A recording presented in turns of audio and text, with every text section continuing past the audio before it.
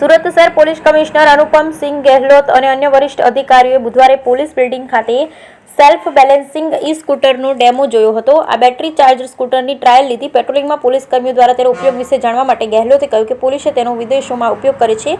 દિલ્હી અને મુંબઈમાં પણ પોલીસ દ્વારા તેનો ઉપયોગ કરવામાં આવી રહ્યો છે। ડુમ્મસ બીચ ટેક્સટાઇલ માર્કેટની સાંકડી શેરીઓમાં પેટ્રોલિંગ માટે પણ અમે તેનો ઉપયોગ કરવાનું વિચારી રહ્યા છીએ। Bureau report Sunil Ganjewala.